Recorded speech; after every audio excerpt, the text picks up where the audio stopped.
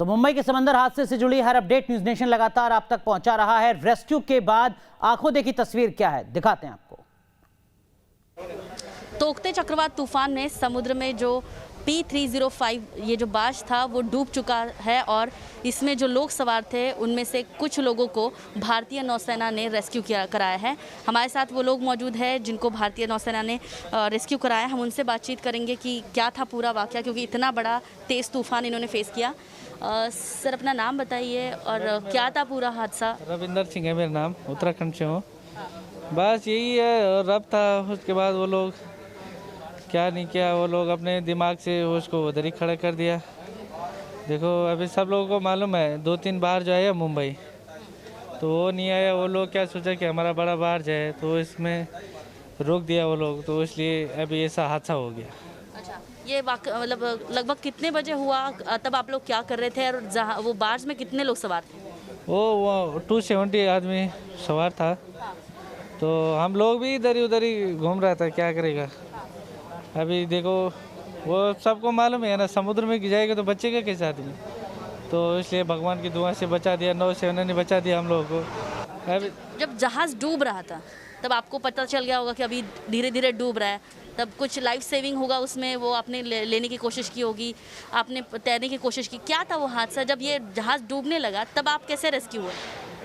वो तो तभी तो उधर अभी आंख बंद करके छलांग लगाना पड़ता है। वो तो उसमें तो आपने छलांग लगाई पानी में? अभी छलांग लगाना पड़ेगा ना। अभी देखो वो एक साइड डूब गया, तो आप क्या करोगे? अभी मकान टूटेगा तो आप तो किधर भी छलांग लगाएगा ना। सर, अपना नाम बताइए और क्या था कल का मंजर, किस तरह से आप बचे? मेरा नाम सतीश नरवाल है, मैं हरियाणा का रहने वाला हूँ।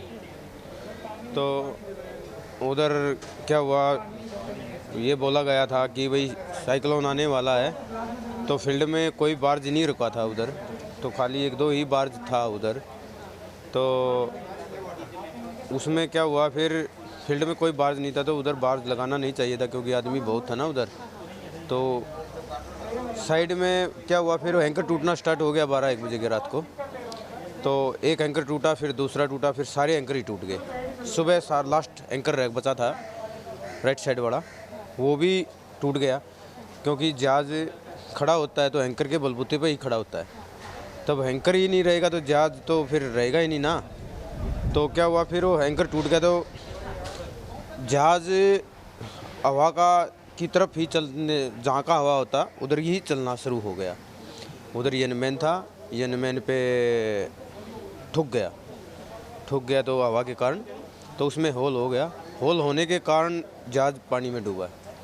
अगर होल नहीं होता तो शायद वो डूबता नहीं जहाज़। होगा 60-70 आदमी तो होगा ही लगभग। तो हमने तो छलांग लगा दिया था, डूबना शुरू हुआ तभी छलांग पानी में लगा दिया था। तो पानी में हमने तो छलांग लगा दिया, 60-70 मीटर की दूरी से जब ज़्यादा ही चले गए होंगे, तो बार्ज को डूबते हुए देखा है। अगर हम उधर पास में होते तो हमारे को भी डूबता ना, उस चक्कर के कारण। वो बड़ा जहाज़ था ना, तो हम जाके देखा तो हाँ बार्ज डूब गया। उस पे आदमी थे, वो भी अंदर ही चले गए।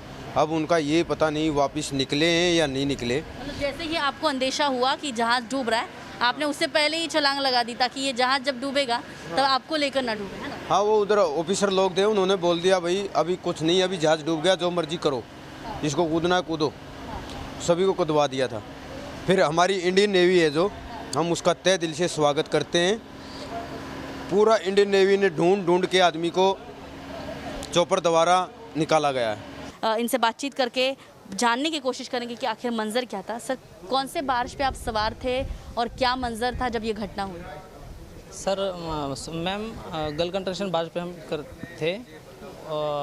कल जब साइक्लोन आया, तूफान आया 16 को, तो उस टाइम से मतलब सही था, लेकिन 17 को हमारा बारिश का कंट्रोलिंग पूरा चला गया। हमारे बारिश का जो भी हमारा एंकर थे वो पूरा टूट गए, तो हम कंट्रोल से बाहर गए। हमारा बारिश जहाँ वेदर जा रहा था उसी दिशा में हम गुजरात की ओर बढ़ रहे थे, उसी स्पीड से, उसी रफ्तार से हम जा रहे थे। उसी टाइम हम अप्रोच कर रहे थे Indian coast guard, Indian navy, and जो भी हमें हेल्प मिले उनको हम कांटेक्ट कर रहे थे, कांटेक्ट करने की कोशिश करते थे। लेकिन समय वो ऐसा था कि उसी समय पे हर किसी को हेल्प चाहिए थे, हर जगह पे कुछ ना कुछ प्रॉब्लम था, हर किसी का कुछ ना कुछ प्रॉब्लम था। इंडियन नेवी पूरी तरह से उनकी कोशिश कर रही थी, इंडियन कोस्ट गार्ड जितने हो सके उतने से पूरी तरह से कोशिश कर रहे। हमारे ऊपर भी एक इंडियन कोस्ट गार्ड का बोट था अप्रोच करने के लिए, लास्ट में हमको फाइनली हम मुंबई के नज़दीक थे, हमें पालघर में जो करनाला बीच है उस साइड में हमारा बात चला गया और उसमें हम अटक गए। उसमें एक दिन से मतलब जब से तूफान आया तब से 2 दिन से हम बारिश पे पूरा हमारा बुरा हाल था, ना खाना सही सा था ना कुछ था।